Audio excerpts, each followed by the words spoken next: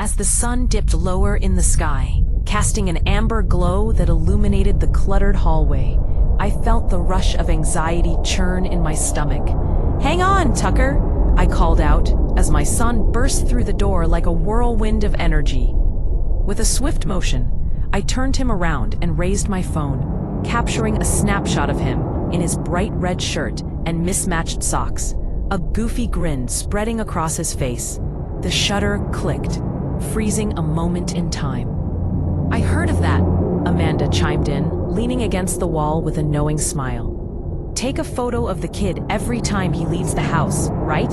So you know exactly what he's wearing and stuff if he goes missing?" "Yep, exactly," I replied, my voice steady despite the storm brewing inside me. It was a lie, of course. The truth was far darker. I had collected hundreds of those photos, each one a desperate attempt to hold on to Tucker as he grew. Each image a reminder of the day he might not come back. I never skipped taking the photo. Never. A half hour later, the familiar sound of his voice echoed down the hall. "Mom! Mom!" "Excuse me," I said, forcing a smile at Amanda before shuffling towards the door. I retrieved the photo from today, my heart pounding as I peered through the peephole. The wood felt cool against my forehead as I compared the details. His hair, the color of his shirt, the watch on his wrist, the pattern of his pants, the design of his shoes. My hand hovered over the lock. Then I hesitated. In the photo, Tucker's hair had been parted neatly on the right, but through the peephole, it was a mess, tousled and parted on the left. "Shit," I muttered under my breath, panic flooding my veins. I dialed Tucker's phone, my fingers trembling. "Where are you?"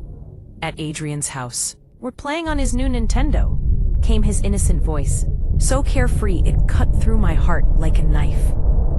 As I pocketed the phone, I looked back through the peephole. The porch was empty, my heart racing as I tried to convince myself it was just a trick of the light. I returned to the table, where Amanda sat, her eyes glistening with curiosity. "He just needed to ask me something," I lied, my throat tightening. An hour slipped by painfully, Amanda eventually leaving with a wave and a look of concern. Left alone, I powered up my laptop, attempting to immerse myself in work. But 10 minutes later, the melodic chime of the doorbell shattered my focus. Tucker stood on the porch once more, his familiar silhouette filling me with a mix of relief and dread. I pulled out my phone again, scrutinizing every detail: hair, shirt, wrists, pants, socks, shoes.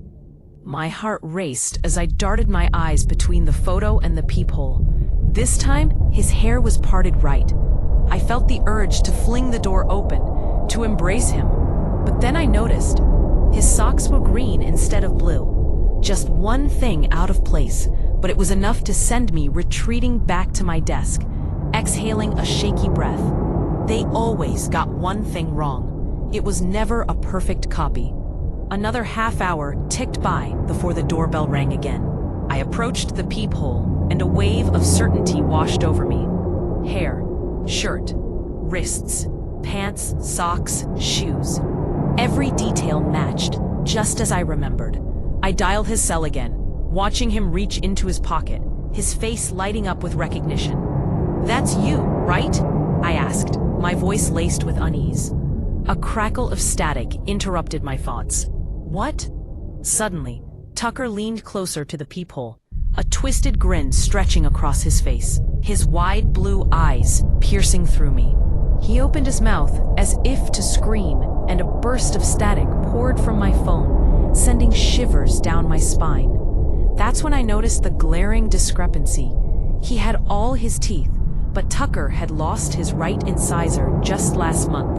For every picture I took moving forward, I would make sure Tucker smiled, because the more I captured his likeness, the more I realized they would always get one thing wrong, and I had to keep my son close.